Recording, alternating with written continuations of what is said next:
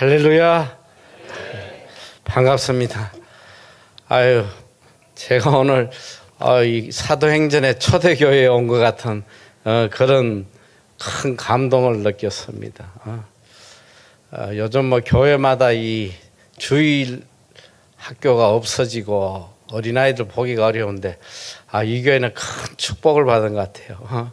어린아이들이 이렇게 많고 또 아이들이 저렇게 말씀을 잘 암송을 하는 걸 보고 큰 감동을 받았습니다. 자, 우리 기도하고 시작하겠습니다. 우리 인생의 주인 되신 좋으신 아버지 하나님께 감사와 영광을 올려드립니다. 오직 하나님의 은혜로만 살아가는 저희들 언제나 하나님께 영광 올려드리게 하고 하나님의 뜻만을 쫓아가는 믿음의 삶 살게 하여 주시옵소서. 오늘 살아 역사하시는 우리 아버지를 전극하자 하오니 친히 역사하시고 모두가 하나님 만나는 은혜의 시간이 되게 하여 주시옵소서. 우리 주님 홀로 영광 받아 주시옵기만을 간절히 원하오며 우리 주 예수님 이름으로 감사 기도 드리옵나이다. 아멘. 오늘은 특별히 제가 이 그리스도인의 물질관에 대해서 여러분하고 말씀을 좀 나누려고 합니다. 인간이 살아가는데 가장 필요한 것은 뭐니 해도 머니가 아닌가 생각이 들어요. 어느 학자는 뭐 그런 이야기를 하더라고요. 인간의 생각의 90%가 물질에 대한 생각이다, 이런 이야기를 해요. 우리가 참 사실 어떻게 보면 인생이 물질에 의해서 내 삶이 좌우되는 경우가 굉장히 많아요. 그리고 이 물질의 문제는 일평생 우리가 해결해야 될 너무나도 중요한 문제입니다. 이 코로나 3년을 이렇게 겪으면서 아마 모든 사람들 마음속에 가장 이 마음을 사로잡고 있는 문제가 바로 이 재정적인 문제가 아닌가 생각이 들어요. 무너진 분들이 참 많잖아요. 일평생 사놨던 것이 하루아침에 무너지고 또 이 물질 때문에 잠 못 자고 염려 걱정하고 있는 분들이 얼마나 많은지 몰라요. 제가 이번에 한국을 작년 8월 달에 나왔는데 8월 달에 이 한국에 제일 그 코로나가 심할 때요. 하루에 한 15만 명씩 나올 때인데 제가 저 백신도 안 맞았는데 이 죽을 각오로 한국을 나왔어요. 한국에 나오게 된 한 가지 중요한 사건이 있었습니다. 여러분이 즐겨보는 기독교 방송에 새롭게 하소서라는 프로그램이 있어요. 저도 여러 번 거기에 출연을 했는데 거기에 검증 전문가 한 사람을 초빙을 해서 그리스도인의 물질관에 대해서 재정 관리를 어떻게 해야 되는지 대해서 방영을 하는데 저는 그 프로그램을 보고 너무 충격을 받은 거예요. 아니 어떻게 기독교 방송에서 이렇게 교인들을 멸망시키는 이런 짓을 할 수가 있나. 제가 견딜 수가 없었어요. 그래서 기독교 신문에 글들을 써내고 또 책을 또 그리스도인의 물질관에 대한 책을 또 펴내기도 하고 그래도 마음이 편치 않아서 한국에 가서 외쳐야 되겠다. 참 하나님 은혜로 제가 지금까지 한 7개월 동안 전국에 계속 이 물질관을 가지고 집회를 다니고 있는데 오늘 우리가 여러분이 잘 알아야 될 것이 이 물질관이 잘못되면 일평생 신앙생활이 다 거짓된 신앙생활이 될 수밖에 없어요. 이 물질관이 그렇게 중요한 거예요. 여러분, 이 이스라엘 민족이 누구예요? 하나님이 선택한 하나님의 백성이에요. 하나님이 이스라엘 민족을 하나님의 백성으로 선택해서 그들을 하나님이 직접 통치하시고 이 땅을 지배하시려고 하셨는데, 구약의 4,000년 역사를 보면 하나님이 선택한 이 이스라엘 민족이 행복하게 산 날이 과연 며칠이나 있을까? 그들이 정말 이 땅에서 하나님의 복을 누리고 살아갔던 시간이 과연 얼마가 있는지 한번 생각을 한번 해보세요. 정말 충격적이에요. 저는 구약을 읽으면 너무 속이 상해. 하나님으로부터 복을 받고 이 세상을 통치해야 될 이 민족이 4,000년 내내 얻어터지다가 끝난단 말이에요. 이방인들에게 침략당하고 나라 뺏기고 포로 잡혀가고. 왜 하나님의 백성이 이렇게 짓밟히고 비참하게 살았냐.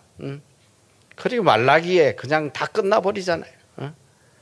그런데 이 말라기 3장에 보면 하나님께서 마지막으로 이스라엘 민족에게 한 번의 기회를 더 줘요. 나에게 돌아와라. 돌아와라 할 때에 이스라엘 민족이 어떻게 해야지 여호와께 돌아가겠습니까? 할 때 하나님께서 지적한 것이 바로 이 물질에 대한 회개예요. 너희가 나의 것을 도적질했다. 나의 것을 도적질했다. 너희가 나에게 돌아오려면 제일 먼저 이 물질에 대한 회개를 하라는 것입니다. 오늘 하나님을 믿노라 하면서도 일평생 신앙생활 하면서도 잘못된 물질관을 가지고 오히려 하나님과 원수된 삶을 살아가는 그리스도인들이 얼마나 많은지 몰라요. 예수님도 두 주인을 섬기지 못한다고 책망을 하셨잖아요. 그런데 지금은 두 주인이 아니라 제가 볼 때 한 주인을 섬기는데 그 한 주인이 누구냐면 바로 물질을 섬기고 있어요. 물질을 얻기 위해 가지고 하나님을 섬기는 이런 잘못된 거짓된 기복주의 신앙이 얼마나 판을 치고 있는지 몰라요. 제가 이 새롭게 하소서를 보면 얼마나 충격을 받았냐면 이 금융 전문가가 1시간 내내 떠드는 내용이 그거예요. 그리스도인도 부자 돼야 된다는 거야. 부자 돼서 선한 일 해야 된다. 아주 진리같이 들리잖아요. 부자 되기 위해서는 주식하라는 거예요. 주식. 결국은 주식하라는 거예요.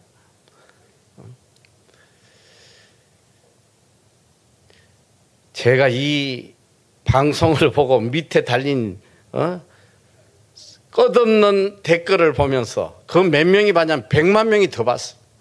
그리고 어마어마한 사람들이 댓글을 달. 거기에 목회자들도 댓글을 달고 뭐 했는데 이분을 찬양하는 거예요. 아, 이분이 우리를 구원해 줄 이 시대의 요셉이라고 말이지. 존경합니다. 사랑합니다. 어떤 목사는 저는 목사라고 밝혔어. 저는 주식이 이렇게 중요한지 몰랐습니다. 당장 하겠습니다. 할렐루야. 정말 참 오늘 한국 그리스도인의 영적 수준이 이 정도라는 걸 보면서 너무 충격을 받았어요. 여러분, 이스라엘 민족이 멸망할 때 하나님께서 이 예레미야 선지자를 통해서 너희가 망하는 것은 이 두 가지 악 때문에 망한다는, 이 두 가지 악을 행했기 때문에 망했다. 자, 우리 PPT 말씀 한번 좀 띄워주세요. 자, 예레미야 2장 13절. 자, 예레미야 2장 13절. 여러분 다 같이 한번 읽어볼게요. 시작.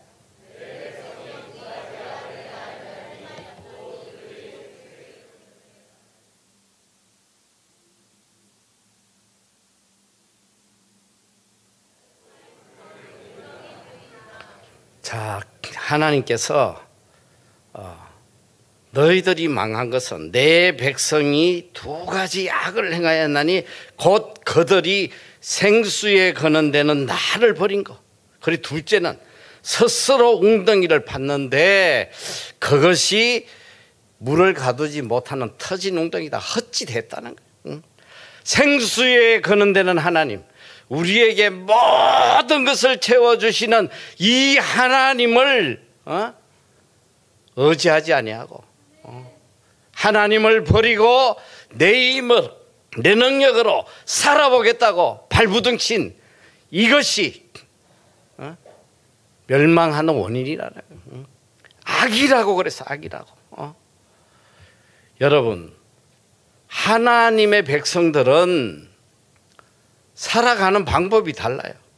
여러분들이 세상 사람들과 똑같은 가치관 가지고 똑같은 방법으로 살아가면 망하는 지름길이란 말이에요.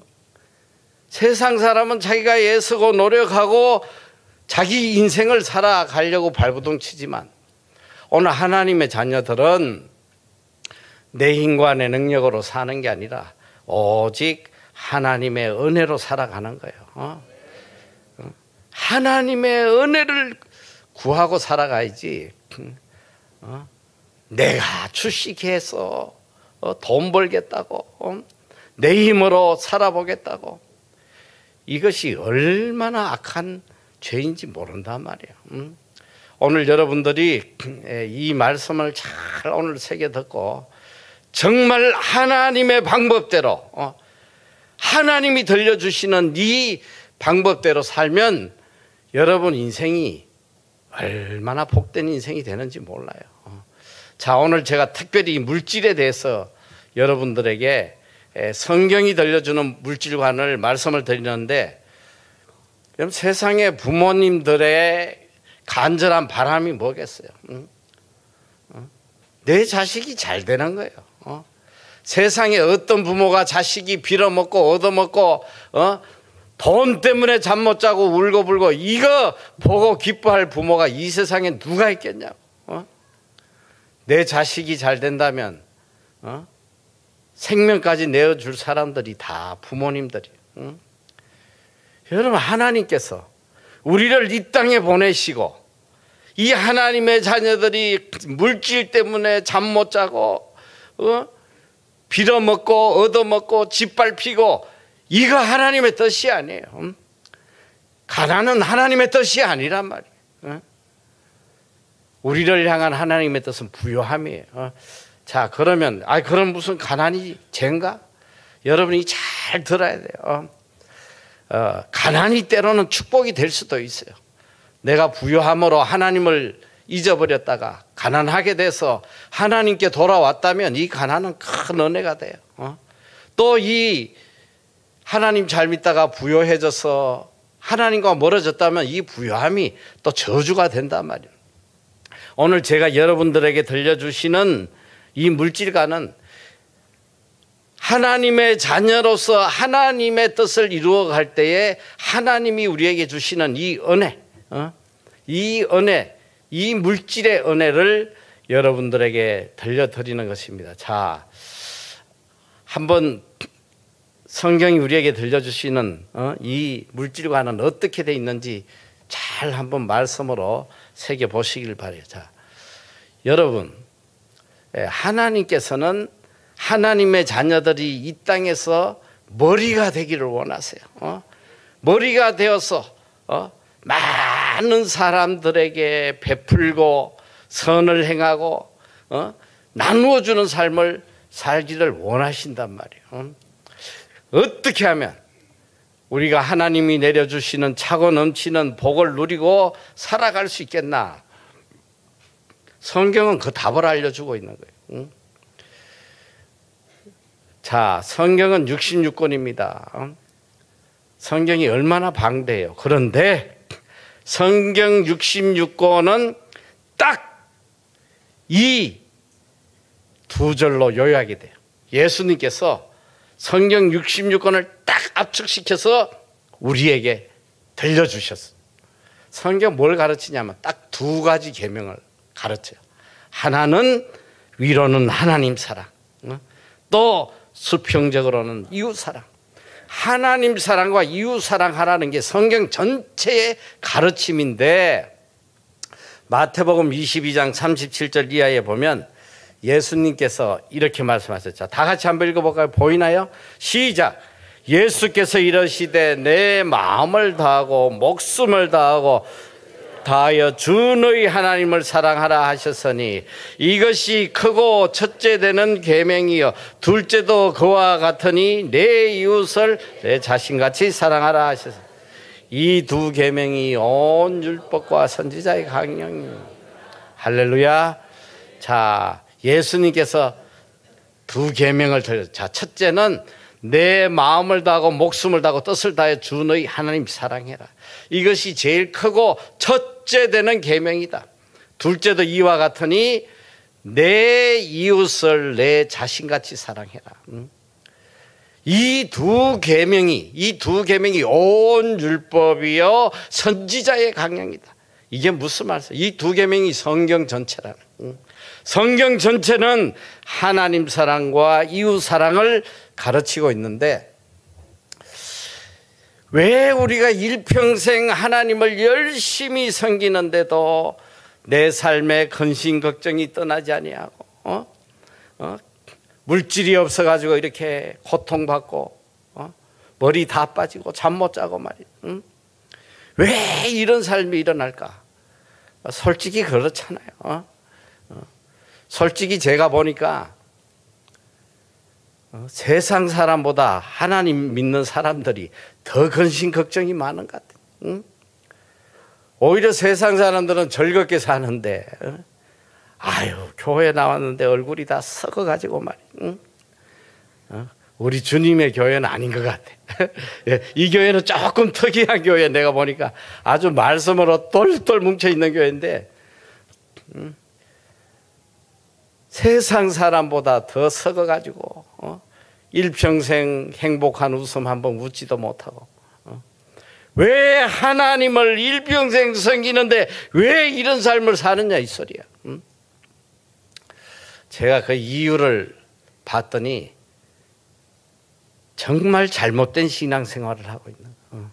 자, 우리는 첫째 하나님 사랑, 둘째 이웃 사랑을 해야 된대. 하나님 사랑은 좀 하려고 나름대로 노력을 해요. 열심히 예배도 나오고 기도 생활도 하고 성경도 묵상하고 하나님하고 가까워지려고 애는 쓰는데 이 교회 문 밖에만 나가면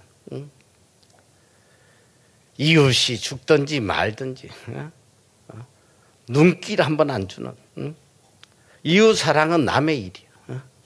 또 더 충격적인 걸 제가 보니까 또 나름대로 열심히 이웃 사랑하고 산다고 생각을 해. 그게 뭐냐면 내 이웃은 그냥 교회 안에 다 있어. 교회 안에 집사님, 권사님, 아주 그냥 전심 때 저기 백화점이나 이런 데 식당가에 가보면 아주 지들끼리 모여가지고 사랑해. 듣기 싫어 죽겠어. 그냥 들려오는 소리가 전다 집사님, 권사님, 지들끼리 사랑하고 그냥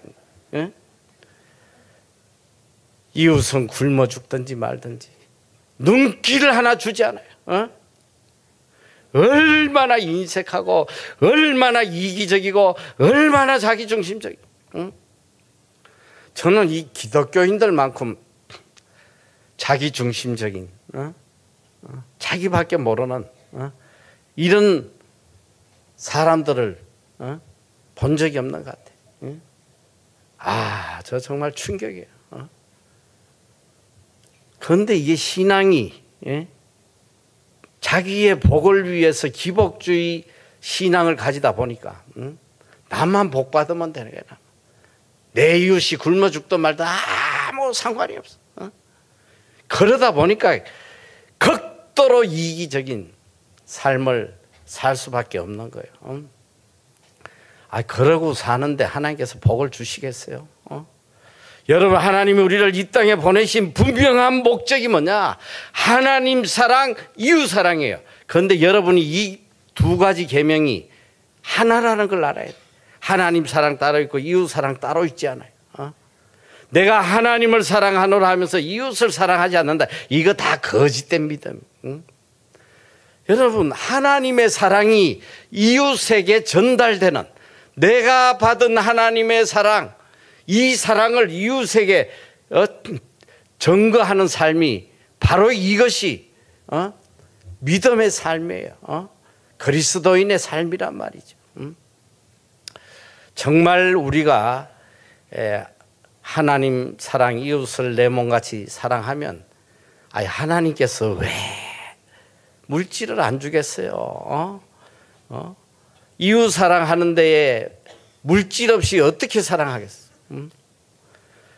굶주린 자에게는 먹을 것 외에는 그 어떤 것도 사랑을 전할 수가 없단 말이에요. 자, 지금부터 이 성경이 우리에게 어떤 걸 가르치시는지, 자, 하나님이 우리를 이 땅에 보내신 목적, 이 성경은 분명하게 우리의 삶을, 그리스도인으로서 이 땅의 삶을 어떻게 살아야 되는지 분명히 그 해답을 알려주고 있어요. 자, 첫째로 하나님이 우리를 창조하셨어요. 하나님이 우리를 왜 창조하셨냐? 창조의 목적. 여러분, 왜 창조하셨어요? 응? 성경 말씀을 미리 띄우면 답을 다 알려줘서 안 돼. 제가 띄우라고 할 때 띄워.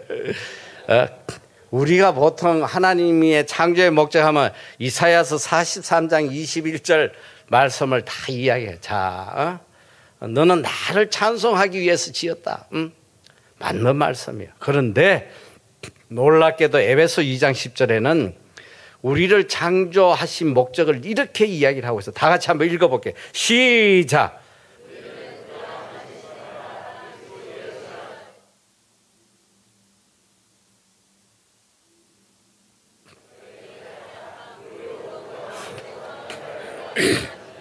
할렐루야. 하나님은 우리를 왜 창조하셨다고요? 선한 일 하라고 지었다는 거예요. 우리는 그가 만드신 바라 그리스도 예수 안에서 선한 일을 위하여 지으심을 받은 자니. 우리를 이 땅에 창조하신 목적이 선한 일을 하라고 지었다. 선한 일. 자, 더 놀라운 말씀은 예수님이 십자가에 우리 죄를 대신해서 죽어주셨어요. 우리를 대속해 주셨어요. 우리를 의롭게 만들어 주셨어요. 왜 예수님이 우리를 대신해서 죽어주셨냐? 디도서 2장 14절에는 이렇게 말씀하고 계십니다. 다 같이 한번 읽어볼게요. 시작. 그가 우리를 대신하여 자신을 모든 불법에서 우리를 속량하시고 우리를 깨끗하게 하사 선한 일을 열심히 하는 자기 백성이 되게 하려 하심이라. 자, 할렐루야. 예수님이 왜 십자가에 달려 죽으셨냐? 선한 일 열심히 하는 하나님의 친 백성이 되게 하기 위함이다. 선한 일 하라고 죽어주신 거예요. 우리를 의롭게 하시고 하나님의 자녀 되게 하시고 영생을 누리게 하시고 이 땅에서는 선한 일 열심히 하는 하나님의 친 백성 되도록 하시기 위해서 죽어주셨다는 거예요. 자, 디모데후서 3장 16절 이하 충격적인 말씀이에요. 여러분, 성경을 왜 주셨을까요? 자, 다 같이 한번 읽어보겠습니다. 시작. 모든 성경은 하나님의 감동으로 된 것은 교훈과 책망과 바르게 함과 의로 교육하기에 유익하니 이는 하나님의 사람으로 온전하게 하며 모든 선한 일을 행할 능력을 갖추게 하려. 할렐루야. 성경을 왜 주셨다고요? 선한 일 행할 능력을 갖추게 하기 위해서 주신 거예요. 선한 일 할 수 있는 법을 알려주시고 능력을 키워주시기 위해서 성경책을 주셨다는 거예요.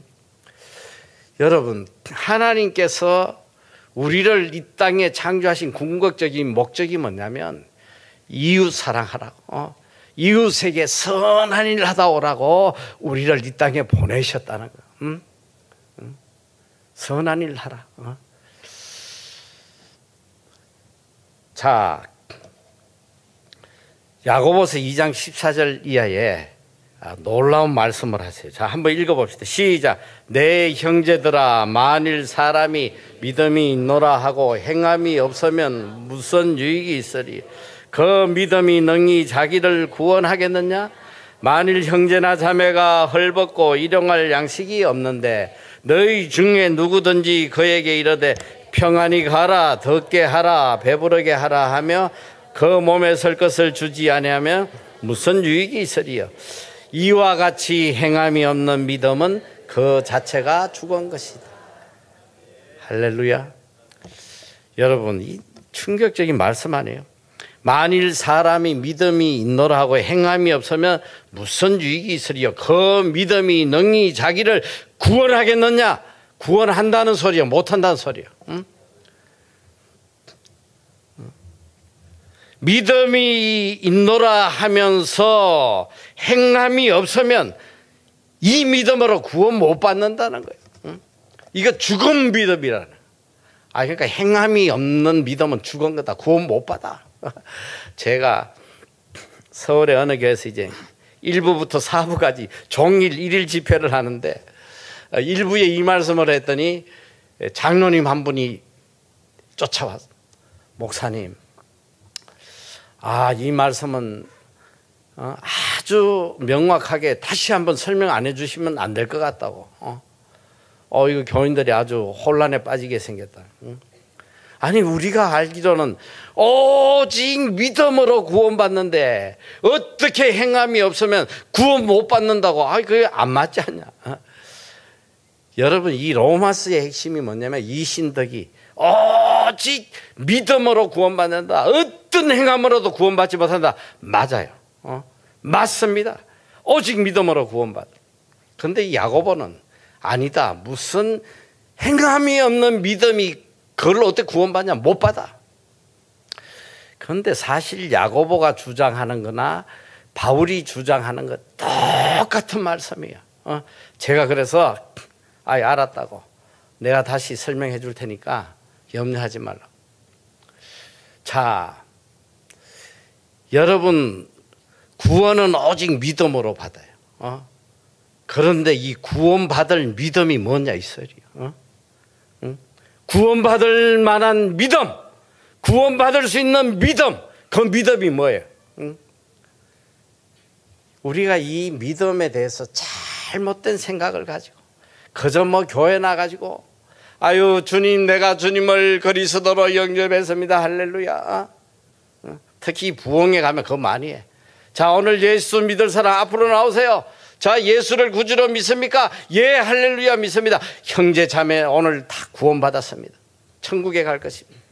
여러분, 이런 거짓된 복음이 어디 있어? 그리고 교회 문 밖에만 나가면 세상 사람보다 더 악하고 더 엄탕하고 더 거짓되고 더 사기 처먹는 이런 악을 행하는 인간을 구원받았다고 할 수 있겠어요? 자, 제가 비유로 예를 들어 줍니다. 자, 이 맑은 물에 파란 잉크를 부었어. 그 물이 어떤 색으로 변해요? 파란색으로 변한단 말이에요.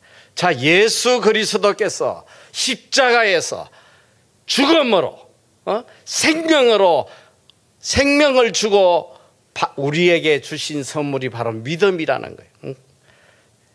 예수님이 생명을 바쳐서 주신 선물이 믿음이에요. 그래서 성경은 이 믿음을 받은 자를 중생했다고 그래. 중생.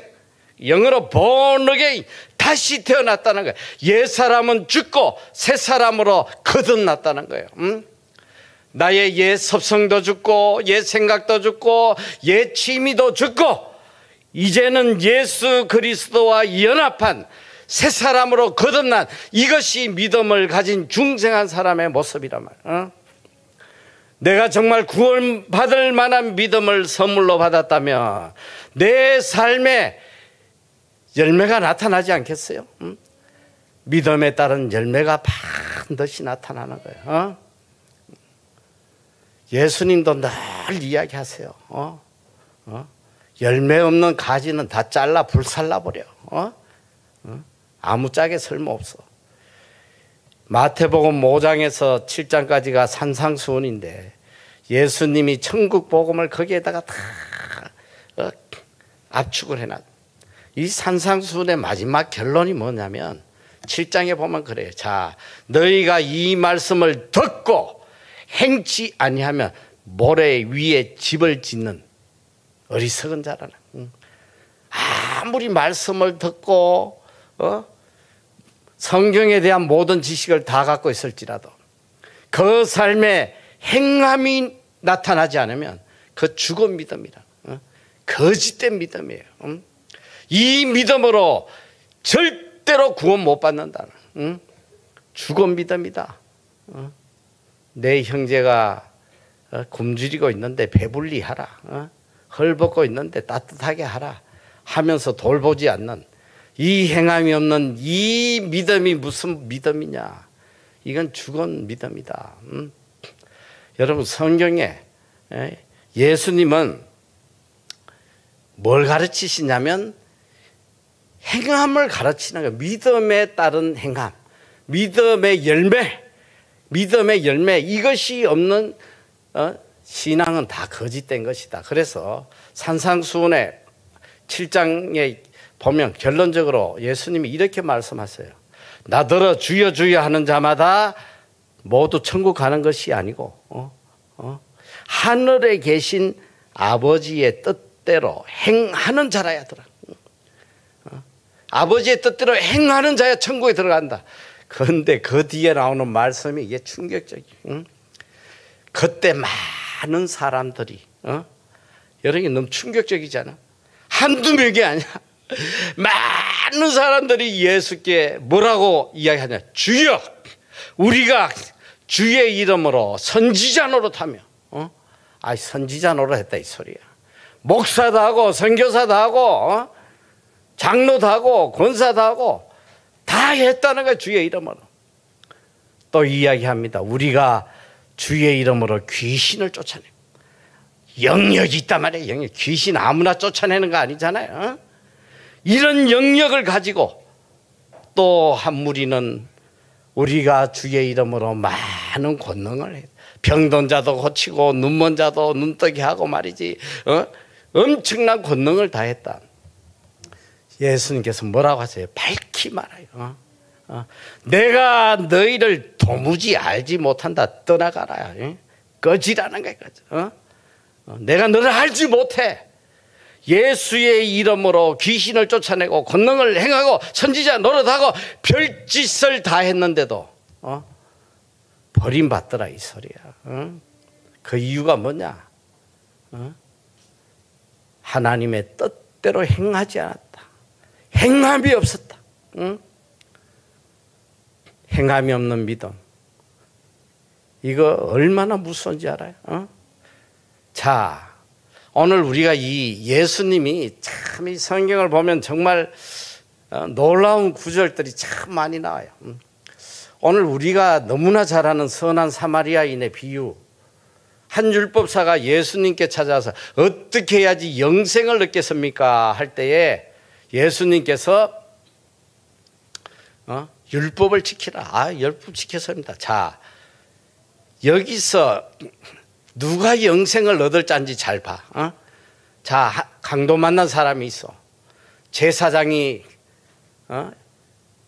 예루살렘 성전에서 제사 지내고 내려오다가 이 강도 만난 자를 보고 도망가 버렸어. 레인도 도망가 버렸어. 레인이 누가? 일평생 성전을 돌보는 사람. 그런데 이 사마리아 사람이 자기 생명을 걸고 그 사람을 구해줬다. 여기서 내 이웃이 누구냐? 자비를 베푼 자입니다. 너도 가서 이와 같이 해라. 네가 영생을 얻고 싶으면 자비를 베풀고 살라 이 소리야. 일평생 하나님 섬기는 제사장도 자비가 없는 행함이 없는 이런 것 다 거짓된 거예요. 일평생 교회를 돌보고 성전을 돌보는 레인도 다 이 거짓돼. 이런 자들 영생 받지 못해. 또 어느 젊은 청년이 마태복음 19장에 보면 부자 청년이 와서 선생이 어떻게 해야 내가 영생을 얻겠습니까? 그래, 계명을 지켜라. 어릴 때부터 다 지켰습니다. 참 잘했구나. 너에게 한 가지 부족한 것이 있으니 내 가진 것을 팔아 가난한 자들에게 나눠주어라. 그랬더니 그냥 얼굴이 썩어가지고 돌아갔다고 성경 기록하고 있어. 영생을 어떻게 하면 영생을 얻겠냐고 주님께 물었는데 주님은 구제하라고 이야기를 했어요. 네가 정말 영생 얻고 싶으면 구제해라. 또 충격적인 말씀이 마태복음 25장 21절 이하에 나오는 말씀. 재림의 모습이에요. 예수님이 재림하셔서 심판하는 장면이 나와. 모든 천사들을 거느리고 영광 중에 이 땅에 오셔서 양과 염소를 구분해서 양은 영생으로, 이 염소는 영불로, 지옥불로 떨어지게.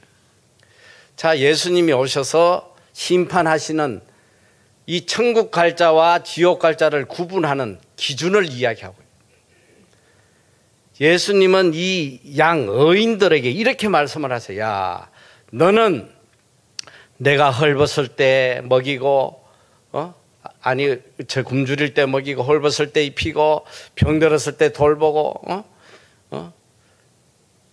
너는 이렇게 선한 일을 했다 할 때에 어인들이 주여 언제 저희가 주님께 그런 짓을 했습니까? 했더니 주님께서 지극히 작은 자에게 한 것이 나에게 한 것이다. 너희는 영생을 누릴 것이다. 영생. 이 악인들에게는, 저주받은 자들, 너는 내가 굶주릴 때 먹이지 않고 헐벗을 때 입히지도 않고, 이 악인들이 언제 우리가 주님께 하지 않았습니까? 지극히 작은 자에게 하지 않은 게 나한테 하지 않은 거야. 너희들은 영벌, 지옥불에 떨어져라. 이 놀라운 말씀 아니에요? 예수님이 재림하셔서 천국 갈 자와 지옥 갈 자를 심판하시는 기준이 보니까 얼마나 이 땅에서 선행을 행했느냐, 안 했느냐. 이게 기준이란 말이에요. 우리가 쭉 지금까지 성경 말씀을 봤지. 우리를 창조하신 목적이 선한 일 하게 함이고, 우리를 대속하신 목적이 선한 일 하라고, 우리에게 성경을 주신 목적도 선한 일 하라고 주신 거예요. 내 이웃을 내 몸같이 사랑해라. 예수님이 마태복음 5장 16절에 보면 너희는 세상의 빛이라고 그래요. 너희 빛을 세상에 비추라는 거예요. 세상에 비추어서 세상 사람들이 너희 빛을 보고 하늘에 계신 아버지께 영광을 돌리게 해라. 그런데 이 빛이 뭐냐? 너희 착한 행실을 보여서, 너희 착한 행실을 보고. 여러분, 선교가 뭐예요? 선교. 저는 구제하고 선교, 구제와 선교는 교회가 해야 될 사명이에요. 그런데 구제와 선교는 사실 따지고 보면 같은 말이에요. 같은 말. 구제가 없는데 어떻게 선교가 있겠어? 구제하면 이게 선교가 되는 거예요. 자, 세상 사람들에게, 하나님을 모르는 세상 사람들에게 너희 착한 행실을 보여줄 때에 그들이 너의 착한 행실을 보고 하늘에 계신 너희 아버지께 영광을 돌리게 하라는 거예요. 이게 빛된 삶이에요. 무슨 서울대 나온 게 무슨 빛이에요? 판검사 된 게 무슨 빛입니까? 오늘 성경은 분명히 너희 착한 행실이 빛이다. 믿지 않는 자들에게 착한 행실을 보여주고 그들이 너의 착한 행실을 보고 하나님께 영광 돌리는 삶을 살아라. 여러분, 우리가 이 땅에서 살아야 해야 될 가장 중요한 것이 바로 선행의 첫 번째 걸음이 구제예요.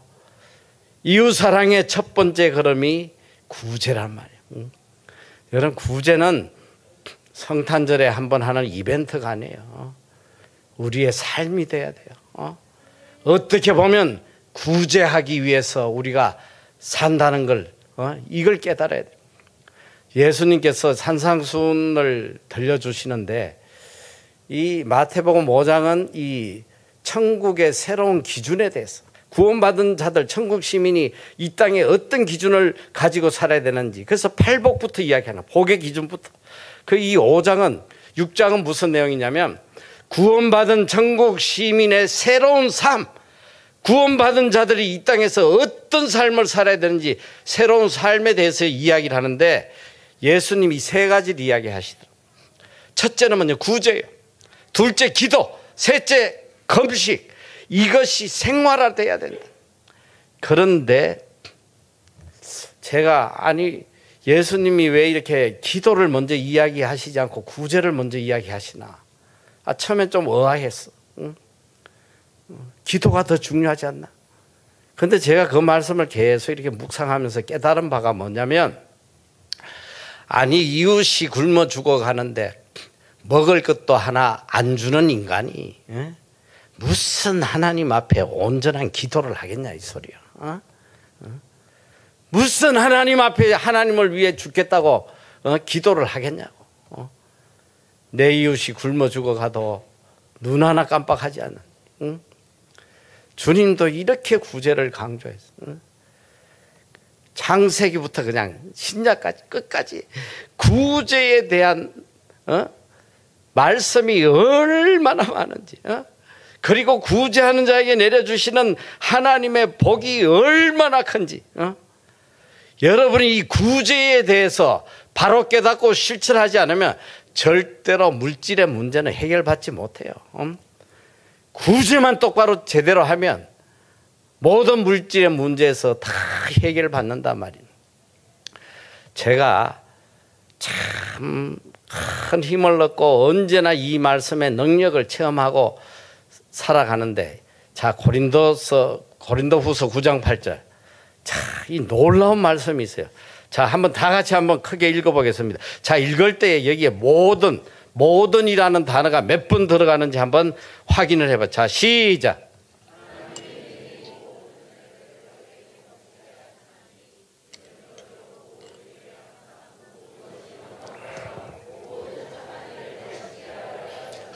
할렐루야. 모든이 몇 번 들어가요? 4번이나 들어가죠. 하나님이 능히 모든 은혜를 너희에게 넘치게 하시나니. 여러분 하나님의 은혜가 하나만 나에게 임해도 내 인생은 다 끝나는 거예요. 하나님의 은혜가 하나라도 임하면 그런데 보니까 모든 은혜 하나님의 모든 은혜를 주시는데 그냥 주시는 게 아니라 넘치게 주신다. 넘치게. 그리고 너희로 모든 일에 항상 모든 것이 넉넉하여 모든 착한 일을 넘치게 하게 하려 하십니다. 내가 하는 모든 일 천국 가는 날까지 내가 하는 모든 일마다 모든 것이 넉넉해가지고 내가 하고 싶은 착한 일을 마음껏 할 수 있도록 해주신다. 할렐루야. 이 말씀이 여러분 삶 속에 이루어지면 다 끝난 거 아니에요? 걱정할 게 뭐가 있어? 아무 걱정할 게 없어. 죽는 날까지 내가 하고 싶은 착한 일을 마음껏 하고 갈 수 있도록 해주신다는 거예요. 여러분 이렇게 되길 원하시죠? 반드시 이루어져요. 하나님의 말씀은 거짓이 없어요. 반드시 이루어 주십니다. 그런데 우리가 이 말씀을 바울이 주신 말씀인데 언제 이 말씀을 주셨냐? 바울이 3차 전도 여행을 갔을 때 마게도냐 지역에 전도 선교 여행을 갔을 때에 예루살렘으로부터 소식을 들어요. 예루살렘에 흉년이 들어가지고 모든 많은 성도들이 굶어 죽는다는 소식을 듣고 그가 이 마게도냐 또 고린도 지역 교인들에게 구제 연보를 하게 해요. 우리 형제들이 굶어 죽어가니까 제발 구제 연보 좀 해라. 이럴 때에 이 고린도서 8장 2절에 보면 충격적인 말씀이 나와요. 이 마게도냐 교회 마게도냐 교회가 이 소식을 듣고 구제 연보를 하는데 어떻게 하냐면, 자, 이 마게도냐 교회는 여러 환난 가운데, 외적으로는 여러 환난 가운데 있어. 예수 믿는다고 핍박하고 죽이고 이런 엄청난 환난 가운데 있었고, 내적으로는 어떤 가운데 있었냐? 극한 가난 속에, 찢어지게 가난한 삶 속에 있었는데, 이런 상황 속에서 그들이 어떻게 구제 연보를 해? 첫째는 보니까 기쁨으로, 둘째는 풍성하게 했다는 거야. 내 먹을 거 안 먹고, 내 형제, 얼굴 한번 본 적 없는 형제지만 굶어 죽어간다는 소식을 듣고 기쁨으로 풍성하게 연보를 했다. 그때 주신 하나님의 약속의 말씀이에요. 너희가 이렇게 어려운 자들을 위하여 구제하면 능히 모든 은혜를 너에게 넘치게 하시고 너희로 모든 일에 항상 모든 것이 넉넉하여 모든 착한 일을 넘치게 하게 한다. 하나님의 약속의 말씀이에요. 반드시 이루어집니다. 자, 이 말씀이 이루어지는지 안 이루어지는지 제가 제 간증을 통해서 이 하나님의 역사를 여러분 전가할 텐데, 저는 뉴질랜드에 38살에, 제가 원래 한전에 10년을 근무하다가 38살에 뉴질랜드의 신학대학에 유학을 갔는데, 제가 왜 뉴질랜드를 가게 됐냐면, 저희 어머니가 아주 믿음이 좋으셨어요. 그래가지고 우리 어머니의 간절한 바람이 뭐냐면 우리 가정에 목회자가 하나 나오는 거예요. 그래서 제가 태어나기도 전에 제 위로 그냥 딸이 넷이나 있으니까 계속 아들 하나 주시면 주의 종으로 만들겠습니다. 계속 이렇게 서원 기도를 하셨다고 그래요. 그래가 이제 제가 태어나니까 그냥 갖다 바치신 거지. 저하고 한마디 상의도 없이 그냥 갖다 바치셔가지고 제가 얼마나 고난이 많았는지 몰라요. 아주 그냥 어릴 때부터 귀가 아프게 나는 주의 종이 돼야 된다. 주의 종. 주의 종을 만들려면 성질이라도 좀 온화하게 만들든지, 머리라도 좀 좋게 만들든지, 도저히 목회자감이 아닌데 맨날 주의 종이 돼야 된다니까 죽겠더라고. 죽기만큼 싫었어요. 제가 끝까지 거기를 가지 않고 한전에 들어가서 이제 먹고 살만 하니까 주의 종이 될 마음은 아예 없었죠. 근데 하나님 매를 많이 치시더라. 계속 치시는데 끝까지 돌아서지 않으니까 정말 큰 매를 치시더라. 저희 가족이 부산에 여행을 갔다가 해운대 해안길을 밤에 80km로 가는데 상대방이 이 젊은 청년이 술에 취해 가지고 중앙선을 넘어와서 정면 충돌을 하는 거예요. 여러분 80km 충돌하면 다 죽어요. 차가 지붕까지 다 박살이 나서 그 와중에 하나님께서 저희 가족은 경미하게 다치게 하시고 제 무릎을 그냥 박살을 내버리시더니 박살이 나가지고 제가 병원에 6개월을 입원하고 대수술을 했어요. 이 무릎에 큰 뼈 2조각을 빼내고 한 조각에다가 이제 힘줄을 붙여가지고 수술을 했는데 걷지를 못했어요. 발목이 이게 구부러지지도 않고. 얼마나 간절하게 기도를 했는 하나님 걸어만 나가게 해주시면 제가 바로 신학하겠습니다. 계속 기도를 하는데 하나님께서 그 기도를 들어주시더라고요. 그래서 6개월 만에 이제 병원에서 걸어 나오는데 지금 두고 제가 후회하는 게 기도를 잘못했어. 너무 다급하니까 가자 걸어 나가게 해주시면 했는데 하나님이 걸어 나가게 해주셨는데 장애를 가지고 걷게 걸어 나오게 장애 5급 이 그냥 한 발 한 발 간신히 걸어 나오는 장애 5급으로 걸어 나오는데 그때 좀 정신 차리고 단어 하나만 더 넣었으면 돼. 정상적으로 걸어 나가게 해주시면 신학하겠다고 해야 되는데 어쨌든 그렇게 해서 제가 38에 직장을 그만두고 무작정 하나님께서 인도하시는 뉴질랜드로 갔는데, 가가지고 이제 신학 공부를 하는데 정말 제 인생의 지옥이더라고. 첫째는 그 나이에 영어로 이 공부를 한다는 게 이게 얼마나 고통스러운지 몰라. 둘째는 뭐냐면 이 돈이 줄어드는데 얼마나 아꼈는지 몰라요. 일부를 못 쓰고 과일 하나를 못 사 먹고, 이 과일 가게 앞에 가면 한 박스에 일부에 파는 개들 짐승들 주라고 파는 게 있어. 일부를 한 박스. 그걸 사다가 썩은 걸 파내고 먹고, 침대 하나를 못 사고 몇 년 동안 맨바닥에 생활을 하고, 이렇게 살아도 몇 년 지나니까 집 한 채 팔아가지고 갔는데 그냥 돈이 다 날아가는 거야. 나중에는 이제 집세를 낼 형편이 안 되는. 너무 두렵고 고통스럽고. 남들은 뭐 뉴질랜드가 아름답네 어쩌네 하는데, 아름답기는 그냥 잔디가 왜 이래 푸르냐, 바다는 왜 이래 파랗냐, 뭐 그냥 두려움밖에 없는, 가슴에 바위돌을 올려놓은 것처럼 숨 한 번 제대로 쉴 수 없는 그런 삶을 살아가는데, 제가 뭐 할 수 있는 게 있나? 그냥 밤마다 책상 밑에 쭈그리고 앉아가지고 하나님께 눈물로 기도해. 하나님, 여기까지 저를 인도하셨으니까 저도 주의 일 좀 하게 해주세요. 길을 열어주세요. 밤낮 하나님께 눈물로 기도하는데 어느 날 하나님께서 응답을 하시는 거예요. 염려하지 말라는 거예요. 5년 안에 너에게 선교센터와 영어학교를 세워주겠다. 여러분, 믿어지지 않는 말씀이 들려오는 거예요. 밤마다 기도할 때마다 똑같은 말씀이 들려와요. 그래서 어느 때인가부터 제가 이 말씀을 받아들였어요. 하나님이 역사하시려나 보다. 그러고 3년이 지났는데 아무 일도 일어나지 않는데, 3년이 지날 무렵에 느닷없이 하나님께서 저에게 실버데일에 가서 땅을 사라는 거예요. 여러분, 말도 안 되는 소리.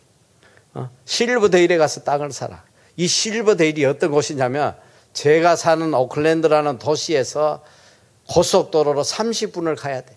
30분을 가는 내내 푸른 초장이 아무것도 없어요. 그 허벌판에 가서 땅을 사라는 거예요. 믿을 수가 없는 말씀. 그 둘째는 뭐냐? 돈이 어디 있어, 돈이. 집세도 못 내는데 무슨 땅을 사야 돼. 그런데 기도할 때마다 하나님께서 말씀을 하셔. 할 수 없이 가봤어. 여기다가 무슨 영어 학교를 세워주실라나?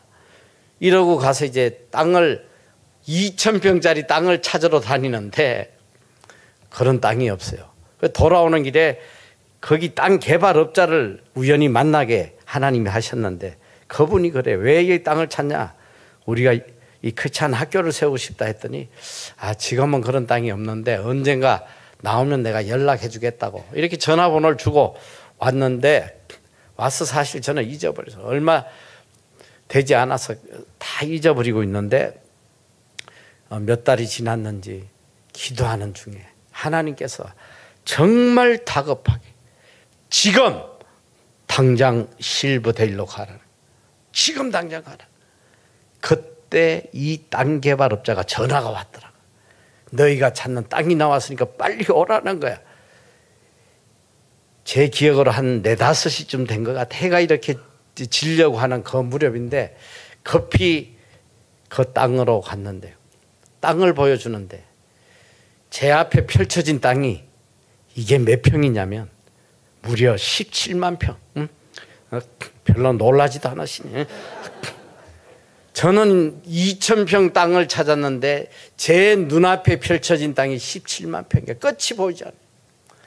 에덴 동산처럼 아름다운 땅을 보여주면서 이러고 있는데 성령께서 하시는 말씀이, 이 땅은 내가 너를 위해 준비한 땅이다. 계약하라는 거야. 무슨 돈으로 계약을 해? 무슨? 그 땅이 얼마에 나왔냐면 그 당시에 200만 불. 우리 돈으로 16억이었어.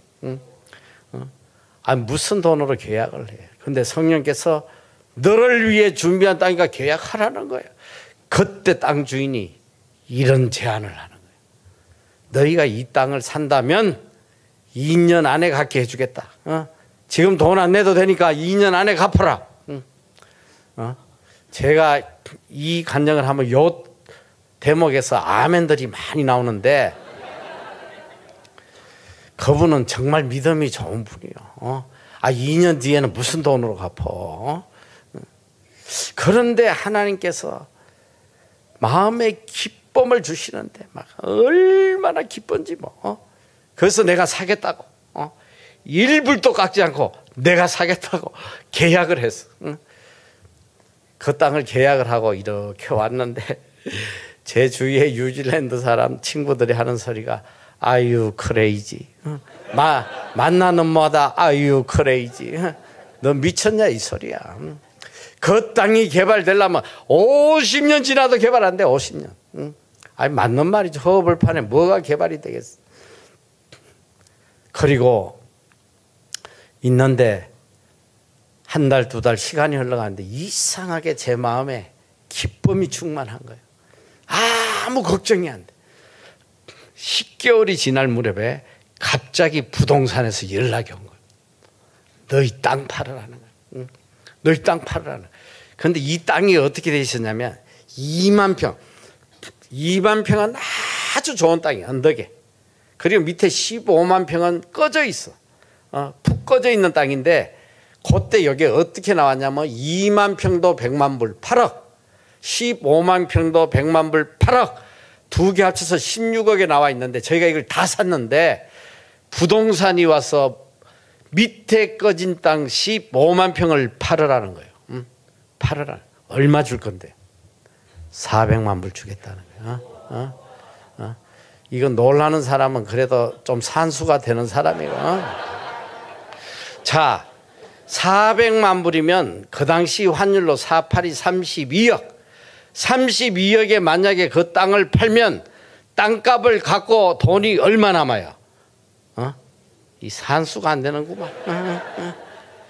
16억이 남잖아. 돈 16억이 생기고 땅이 2만 평이 생기니까 가슴이 막 뛰기 시작하는데 제가 아직까지 놀라지 마라. 좀 기다려봐. 제가 그때 나에게 하루 시간을 달라.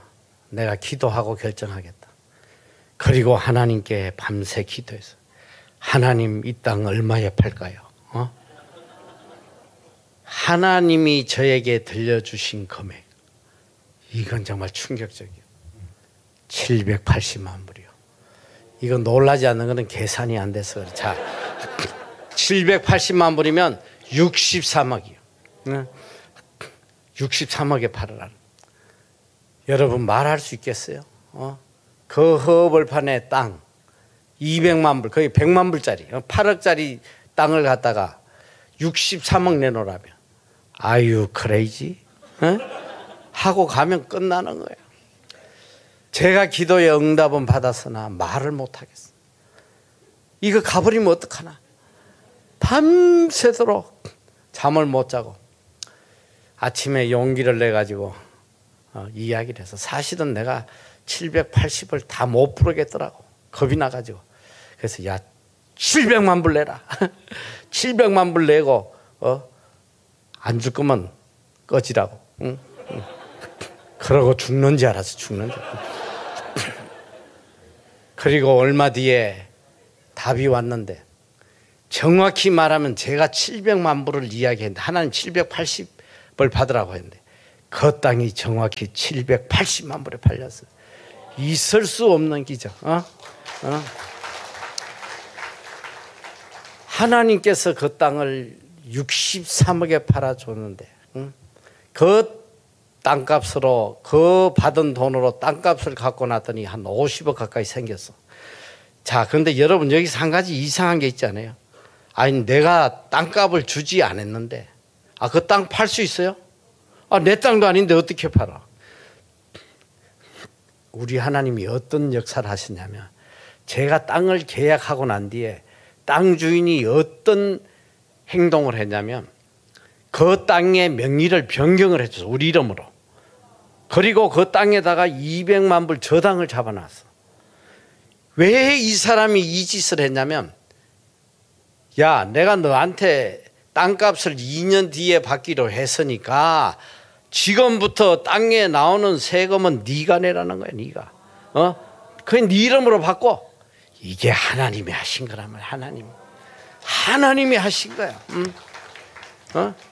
그래가지고 그 땅을 팔아서 땅값을 갖고 났더니 약 50억 가까이가 생겼는데 그 50억 가지고 이제 선교센터 영어학교 세우려고 빌딩을 찾아다니는데 여러분 50억짜리 빌딩이 어디 있어?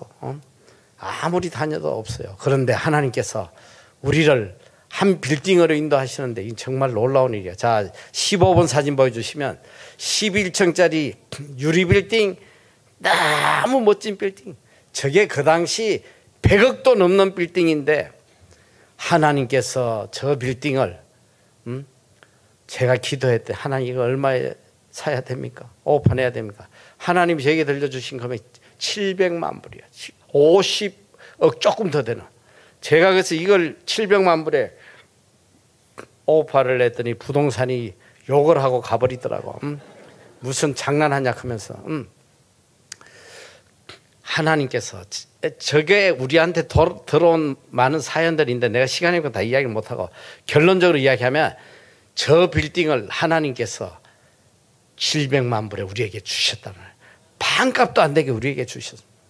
그리고 저 빌딩을 사서 이제 들어갔더니 정말 충격적인 일이 저 빌딩 안에 아름다운 영어 학교가 세워져 있는 거예요.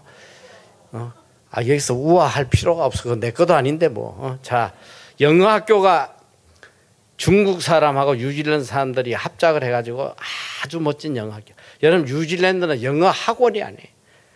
똑같이 대학교, 영어 학교 다 똑같아. 학교를 설립하는 거기 때문에 우리 힘으로는 도저히 할 수가 없어요. 몇 년 걸리고 얼마나 많은 돈이 드는지 꿈도 꾸지 못해. 그런데 하나님께서 5년 안에 선교센터와 영어학교를 세워주신다는 말씀이 그대로 이루어지는데 저 빌딩을 구입해서 갔더니 영어학교 오너가 우리에게 이 학교를 너희에게 줄 테니까 가져가지 않겠냐고. 있을 수도 없는 일이. 학교를 그냥 얻었어. 정확히 5년 만에 영어학교와 선교센터를 하나님이 세워주셨단 말이에요. 자, 그리고 1년이 지날 무렵에 하나님께서 야, 빌딩 하나 가지고 되겠냐? 내가 하나 더 줄게. 자, 이 16번 사진 보여주시면 옆에 10층짜리 빌딩을 또 주셨는데 자, 여기에 어떤 일이 있었냐면 자, 첫 번째 저 파란 빌딩을 사갔을 때 저 빌딩을 우리가 반값에 살 수 있었던 게 하나님의 기적의 역사지만 이미 하나님께서 몇 년 전부터 작업을 해 두셨더라. 저게 거의 새 빌딩인데 세입자가 하나도 없는 거예요. 3년 동안 텅텅 비어 있어요. 영어 학교만 달랑 들어있고 다 비어 있는 거예요. 저 빌딩을 주셨는데 관리비가 1년에 몇 억씩 나오지. 학교는 주셨는데 적자가 이만저만이 아니지. 이제 우리 빌딩 매니저가 저한테 와서 야, 이거 큰일 났다. 이거 얼마 안 있으면 은행에 넘어가겠다.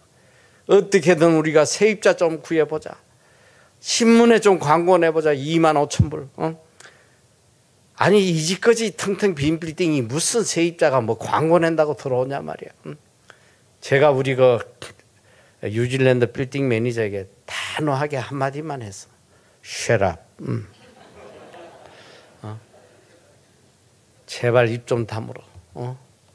무에서 빌딩을 주신 하나님께서 이까지 세입자 하나 안 채워주시겠나. 하나님의 때에 하나님이 반드시 채워주시가 입 다물고 있어. 제가 이 말을 딱 하고 딱 한 달 동안 딱 한 달 동안 저 빌딩 8개 층이 동시에 다 나가버려. 한순간에 나간 거예요. 뉴질랜드 정부 기관들을 하나님이 다 끌어다가 저기다가 여러분 저거 있을 수가 없는 거예요. 저 한층 세입자 세우려면 몇 년이 걸린지 몰라. 아니 한 달 만에 전 빌딩을 다 채워버리시더라고.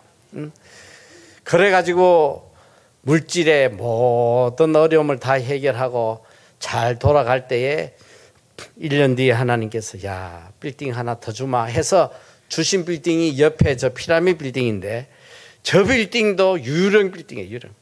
텅텅 비어있는 빌딩. 저 큰 빌딩에 세계청에 뉴질랜드 국세청이 임시로 들어와 있었어. 딱 3년 동안 자기들이 지금 신축공사 자기 신축 건물을 짓기 때문에 3년만 임시로 있다가 옮기겠다는 거예요.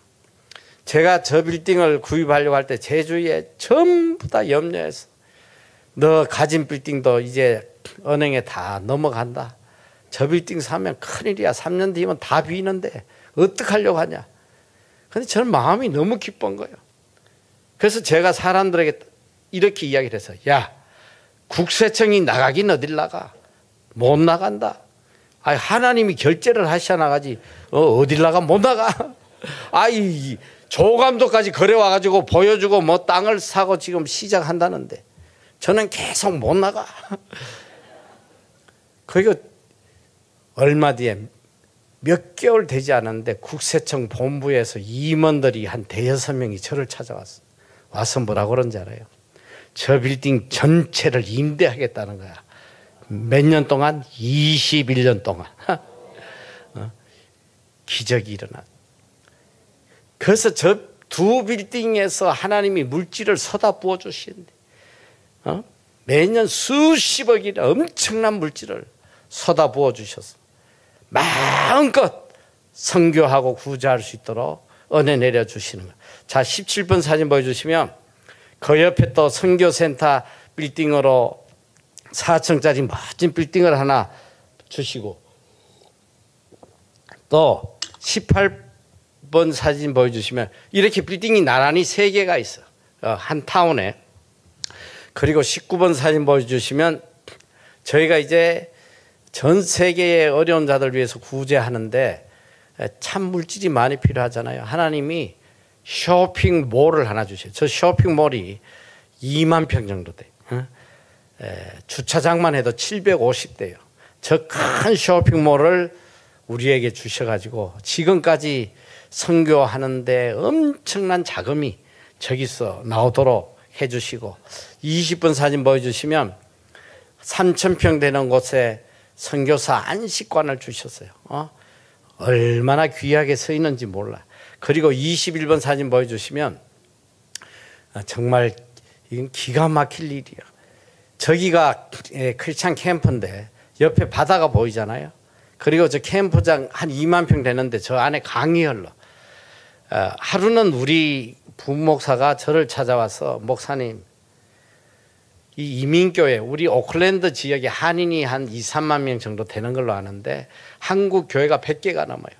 그런데 다 자기 교회 갖고 외국 교회를 빌려서니까 예배만 드리고 바로 나와야 되고 기도하고 싶어도 기도할 수도 없고 집회를 하고 싶어도 할 수도 없고 우리 부목사가 저에게 우리 한국 교회를 위해서 수양관을 하나 만들어 주면 좋겠다고. 이 일을 할 수 있는 사람 우리밖에 없는데 목사님 한번 생각해 보시죠. 아이고 무슨 수양관이 뭐 애들 이름이냐. 어마어마한 돈이 들어야 되고 저걸 뭐 우리가 어떻게 해. 그런데 그때부터 제 마음에 간절함이 생겨요. 하나님 우리가 이 크리스찬 캠프장을 하나 만들면 좋겠습니다. 참 하나님 앞에 달라 소리는 못하고 그냥 있으면 좋겠습니다. 이렇게 간절한 마음을 갖고 있는데 어느 날 느닷없이 금요일 날 바로 우리 그 오클랜드 도심에서 보통 이 캠프장들이 다 몇 시간씩 가야 돼요. 숲속에 있고 뭐 바닷가에 몇 시간씩 가야 되는데 세상에 우리 저 선교센터 있는 데서 차로 딱 45분 바닷가에 저 캠프장이 하나 나와 있어. 하나님이 그걸 토요일 날 저걸 보게 하시고 제가 토요일 날 저거를 보고 왔는데 이틀 뒤에 월요일 날 우리께 되게 하시더라고. 이틀 만에.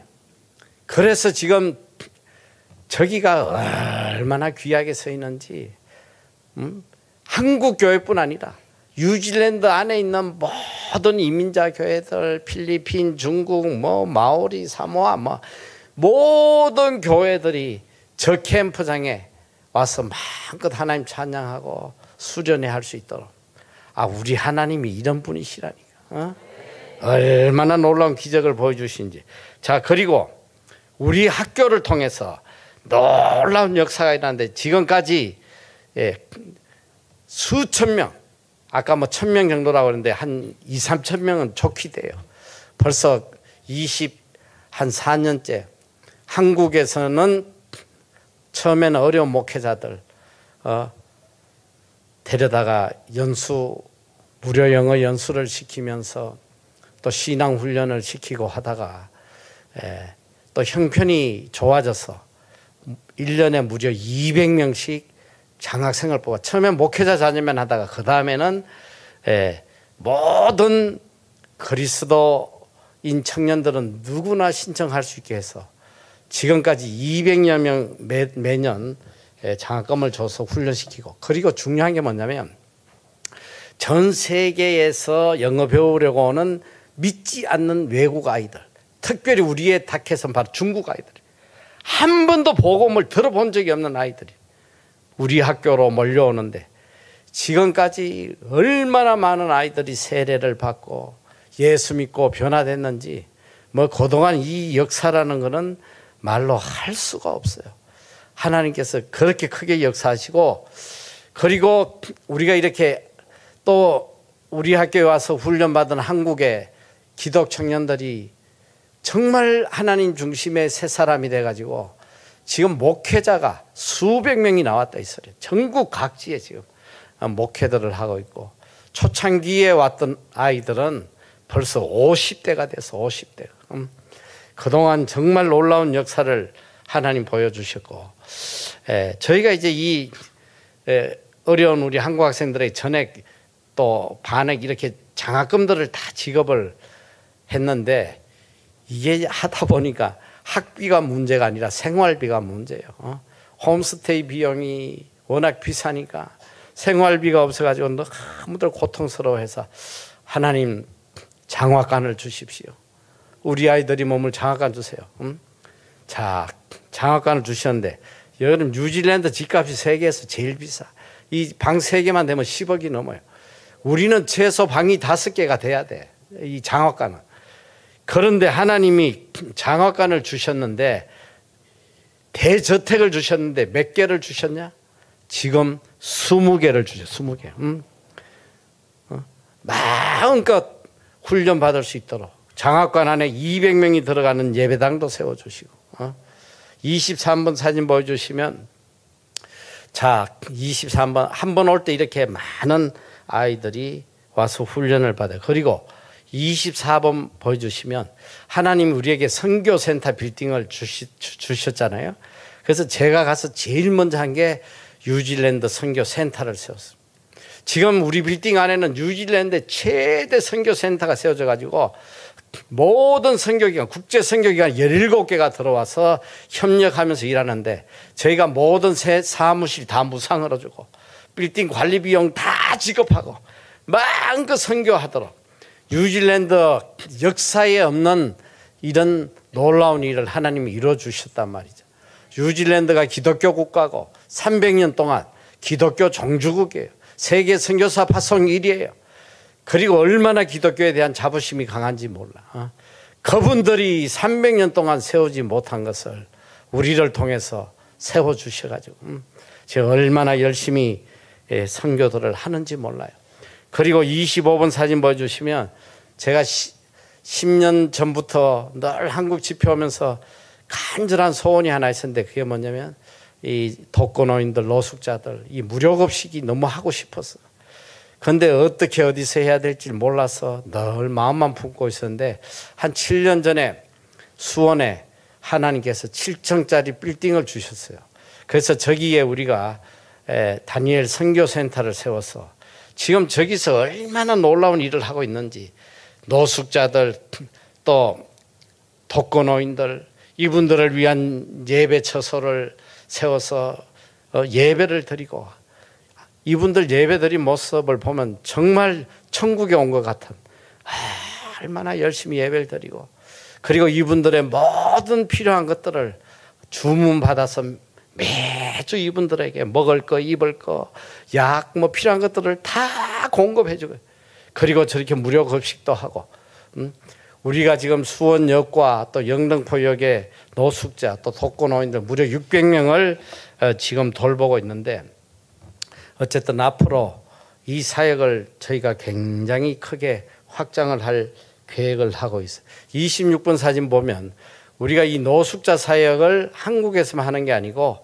26번 사진 보여주시면 이 뉴질랜드에서도 한 200여 명 노숙자들에게 이렇게 복음을 전하고 필요를 채워주는 사역을 하고 있고, 제가 이 코로나가 일어나고 난 뒤에 제일 제가 심려를 기울여서 하고 있는 사역이 뭐냐면, 여러분이 코로나 이후로 굶어 죽는 사람이 전 세계에 너무 많은 거예요. 얼마나 많은 기아 지역이 생겨나는지 몰라요. 그래서 우리가 이 한 30개국, 전 세계에 흩어져 있는 30개국을 선별해 가지고 매달 양식을 지금 보내고 있어요. 28번 사진 보면 지금 전 세계의 어려운 나라에 매달 어마어마한 돈을 쏟아부어서 양식을 보내고 있는데, 제가 아까 구제가 곧 선교라고 이야기하잖아요. 지금 우리가 이게 지원하는 나라들이 대체로 보면 무슬림, 이슬람 이런 우상을 섬기는 나라들인데, 지금 저 양식을 받아 먹은 사람들이 교회로 다 몰려오는 거예요. 이게 구제가 바로 선교란 말이에요. 정말 놀라운 역사를 하나님 보여주셨고, 우리가 또 29번 보면 오랫동안 이 탈북자 아이들 생활비와 장학금을 수십 명을 계속 지원해 왔었어요. 자, 제 간증은 여기서 좀 끝내고 30번 사진 보여주시면 지금까지 역사하셨던 하나님의 끝없는 기적의 이야기가 이른 비, 늦은 비의 기적에 지금 출간이 됐어요. 이른 비의 기적은 아마 아까 목사님 말씀하신 대로 재벌 하나님 나의 아버지라는 책인데, 그 책을 가진 사람은 구입을 안 해도 돼요.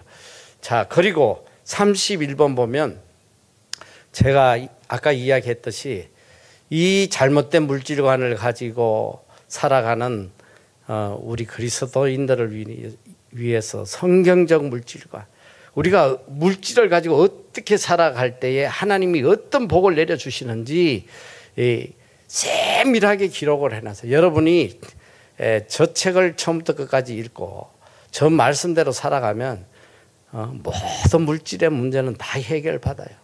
반드시 해결받아요.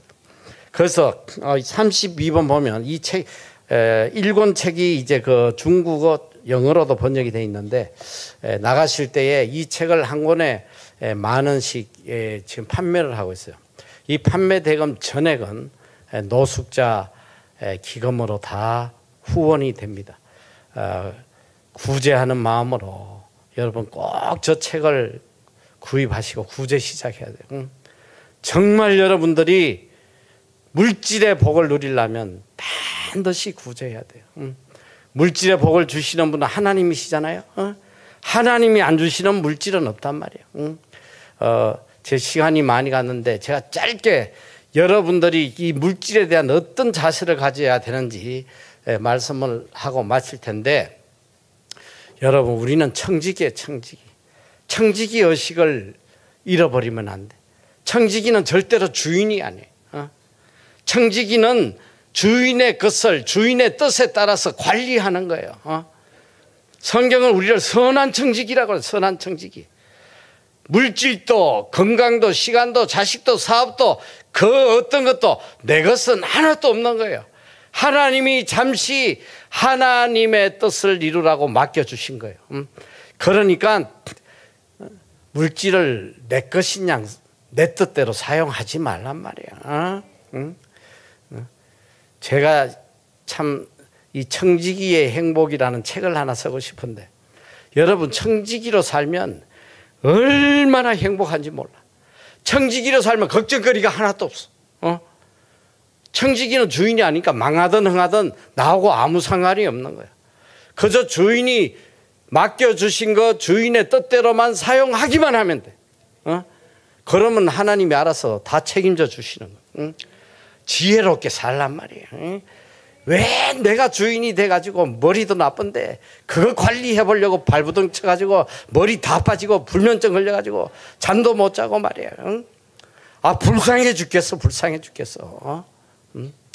예수님이 마태복음 6장 31절에 보면 너희가 염려하여 이르기를 무엇을 먹을까 무엇을 마실까 무엇을 입을까 하지 마라. 이는 다 이방인이 구하는 것이다. 너희 하늘 아버지께서 이 모든 것이 너희에게 있어야 할 줄 아시느니라.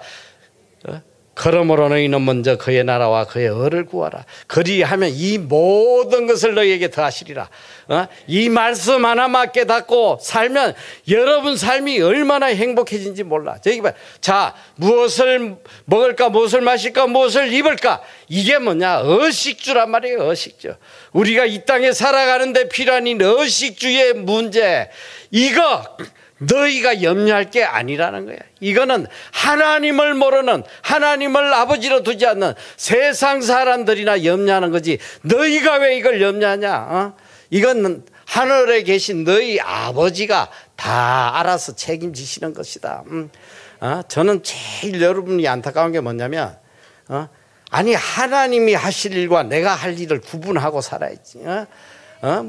능력도 되지도 않으면서 하나님이 하실 일을 내가 하겠다고 그냥 난리를 치니까 그 머리가 성하겠어. 머리가 하나님 하실 의식주 문제를 하나님께 맡겨드리고 너희 할 일이나 하라. 너희는 먼저 그의 나라와 그의 의를 구하라. 그리하면 이 모든 것, 이 땅에 필요한 모든 것을 내가 채워주겠다는 거 아니야. 이렇게 정답을 알려주는데, 정신 똑바로 차리고, 먹고 사는 거는 하나님께 다 맡기고, 그의 나라와 그의 자, 이렇게 가르쳐도 이게 무슨 뜻인지를 몰라. 자, 지금 잘 가르칠게 들어봐. 자, 내 수중에 돈이 있어. 돈이 몇 푼 생겼어. 그러면 요걸 어떻게 해서 좀 풀리나? 어떤 종목을 투자해야 되나? 어디 가면 이자를 많이 주나? 이 짓 하면 망한다 이 소리야. 물질이 생겼으면 야, 이걸 가지고 어떻게 하나님을 기쁘시게 할까? 하나님의 의를 이루는 일이 뭘까? 하나님을 기쁘시게 하는데 사용을 하면 어떻게 되냐? 하나님이 다 책임지시고 다 채워주시고, 그리고 물질이 있으면 어떻게 하면 이 물질을 가지고 하나님의 나라와 의를 위해서 하나님께 영광 돌리는, 또 어떻게 하면 구제하고 살아갈까? 이런 마음을 갖고 살면 하나님께서 야, 너는 작은 일에 충성하는 거 보니까 내가 큰 것으로 맡기겠다. 적은 일에 충성하면 큰 것으로 맡기는 거예요.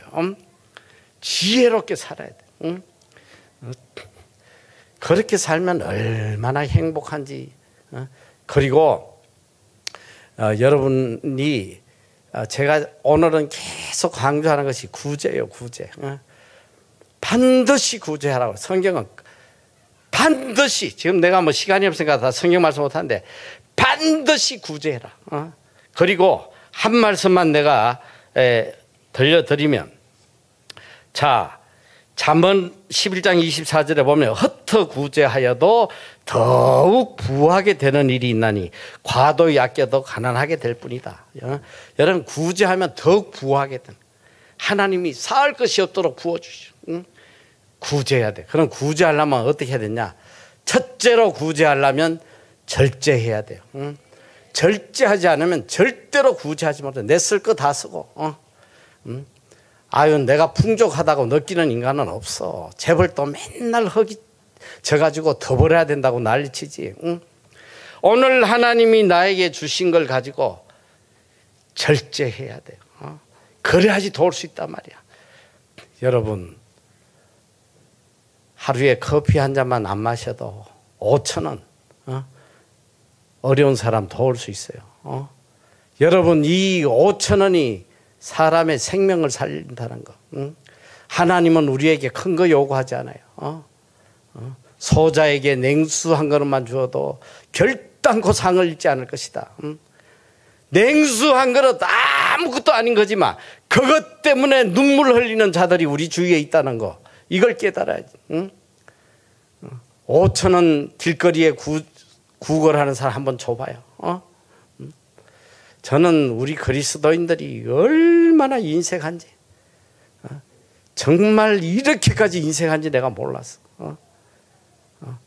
이웃에게 단돈 10,000원도 주지 않아요. 내 가족, 내 자신 위해서 마음껏 서면서도 이웃에게 돈 10,000원도 못 줘요. 이러고도 내가 복을 받겠다고 복을 주시겠냐 말이에요. 절제해야 돼요. 철저히 절제해야 돼. 뭐 우리 주님의 교회는 해당이 안 되겠지만, 서울에 저 부자 동네 가고 하면 아주 교회 그냥 명품 자랑하러 나오는 인간들이 얼마나 많은지. 얼굴은 다 꼴통품이더만.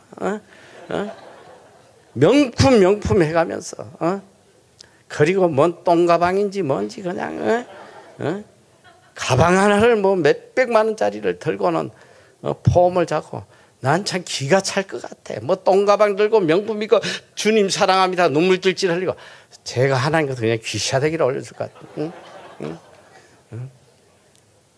제가 한때 강남에 제일 큰 교회에 다녔는데, 그 교회에 엉달진 곳에 2다리가 잘린 분이 늘 찬송 부르고 구걸하는데, 주일날 몇백만 원, 몇천만짜리 밍크 코트들 입고 기어 나오면서 단돈 1,000원도 주는 인간을 볼 수가 없더라니까 내가. 그러고도 하나님을 믿겠고 복을 받겠다고 하니까 여러분 정신 차려야 돼요. 그리고 하나님 주신 물질을 철저하게 하나님의 뜻에 맞게 사용해 보란 말이에요. 하나님이 얼마나 그릇이 되면 맞게 그릇이 되면 하늘 문을 열어서 쏟을 곳이 없도록 부어 주신단 말이에요. 그리고 여러분들에게 제가 당부를 하는데, 뭐 시간이 없다 보니까 많이 당부는 못하고 몇 개만 당부하고 가는데, 돈 사랑하지 말아요. 여러분 돈 사랑해요, 안 사랑해요? 좀 솔직히 이야기해봐요. 돈 사랑하긴 해. 사랑하는데 얼만큼 사랑해? 요만큼? 제가 어느 교회 가서 자기들은 다 하나님 사랑한대. 정말로 돈보다 하나님 사랑합니까? 그랬더니 돈보다 하나님 사랑한다고 자신 있게 이야기하더라고. 그래서 제가 한번 물어봤어. 주일날 진짜 절친이 당부를 해. 야, 내가 오늘 저기 급하게 뭐 이거 외국에 좀 뭐 보내야 돼. 일손이 부족한데 너 주일날 하루만 와서 나 좀 도와줄 수 없냐? 주일 와서 하루만 도와주면 내가 1억 줄게. 1억. 응? 그 1억 줘도 안 갈 사람 손 들어봐요. 그랬더니 여긴 딱 어린아이 한 명 손 들었어. 그래서 제가 그랬어. 아유, 1억은 무슨 1억이야. 10만 원만 줘도 그냥 달려갈 사람이 많다고. 여러분, 우리가 돈을 사랑한다는 거는 이게 우선순위잖아. 하나님보다 무조건 돈을 쫓아가면 이게 일만하게 뿌리가 되는 거예요. 일확천금이 떨어져도 여러분 하나님보다 돈을 더 귀하게 여기면 안 돼. 그게 망하는 지름길이에요. 디모데전서 6장 10절 보면 돈을 사랑함이 일만하게 뿌리가 되나니 이것을 탐내는 자들은 미혹을 받아 믿음에서 떠나 많은 근심으로 자기를 찌른다. 여러분 돈 사랑하면 남는 건 근심밖에 없어. 근심밖에 없어요. 그리고 또 부자 되려고 애쓰지 마라. 부자 되려고. 돈 좀 벌려고 그냥 주식에 다 매달려가지고 그냥 밤잠 안 자고 그냥 하나님께 마음을 쏟아야 될 사람들이 세상 것에 마음을 빼앗기면 그 망하는 지름길이잖아. 자, 디모데전서 6장 9절 부하려 하는 자들은 시험과 올무와 여러 가지 어리석고 해로운 욕심에 떨어지나니 곧 사람으로 파멸과 멸망에 빠지게 한다. 이게 망하는 지름길이야. 부자 되려고도 하지 말고 돈을 사랑하지도 말고 그저 오늘 주신 것. 여기 보니까 디모데전서 6장 6절에 자족하는 마음이 있으면 경건은 큰 이익이 되느니라. 우리가 세상에 아무것도 가지고 온 것이 없으며 또한 아무것도 가지고 가지 못하리니 우리가 먹을 것과 입을 것이 전적 족한 줄로 알 것이니라. 오늘 나에게 주신 것, 이걸 족하게 여기란 말이에요. 이걸 가지고 어떻게든 절제해서 이웃을 사랑하고 어려운 자들을 돕고 하면 하나님이 그릇이 되면 다 쏟아부어 주시는 거예요. 인간적인 방법으로 아무리 애끼고 돈 벌려고 발버둥을 쳐도 물질은 하나님이 주시지 않으면 절대로 모아지지 않는 거예요. 오늘부터 철저하게 이 물질에 대해서 여러분들이 청지기적 신앙관을 가지고 관리해야 돼요. 그리고 오늘 성경이 말씀하셨잖아요. 모든 착한 일을 마음껏 하게 하신다. 여러분이 천국 가는 날까지 착한 일 마음껏 하고 싶은 대로 돕고 싶은 대로 다 하고 산다면 얼마나 행복하겠어요. 이 삶이 이루어진다고 말씀하고 계시잖아요. 반드시 이루어집니다. 저는 지금까지 계속 체험하고 계세요. 하나님 살아 계시거든요. 이 하나님이 역사하고 계세요.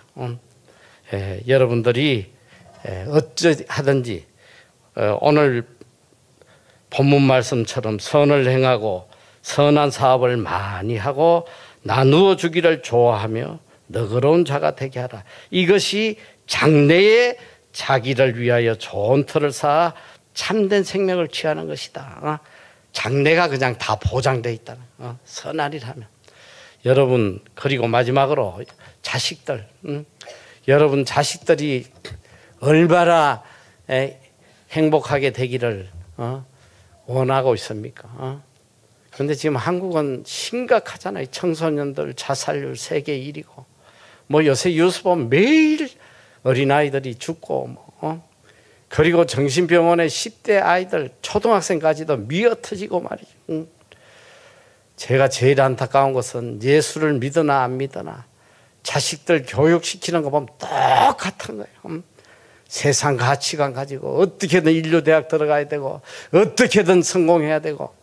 여러분, 내 자식은 하나님이 성공시켜 주시는 거예요. 시편 75편 6절에 보면 대저 높이는 일이 동에서나 서에서 말미암지 아니하고 남에서도 말미암지 아니하고 오직 재판장이신 하나님이 이를 낮추고 저를 높이신다는 거야. 하나님이 높여주셔야지 무슨 서울대학 나온다고 그 아이가 복된 자가 되겠어요? 서울대학 나서 1년에 300명, 30명이 자살을 해 매년. 뉴질랜드라는 나라, 날고 기는 사람들이 다 제일 엘리트들이 이민 오는 거예요. 아무나 오지 못해요. 그 똑똑한 사람들이 잘 살아보겠다고 이민 와가지고 뭐 잘 사냐 하면 이미 반은 쫄딱 망해가지고 다 돌아가고 이혼하고 자살하고 그 남아있는 사람은 잘 먹고 잘 샀냐? 밥 세끼 해결하려고 새벽부터 투잡, 쓰리잡 뼈가 부서지도록 일해도 밥 한 끼 해결할 수 없는 나라가 뉴질랜드예요. 저는 뉴질랜드에 가서 보니까 제 힘으로 밥 한 끼도 해결할 수 없더라고.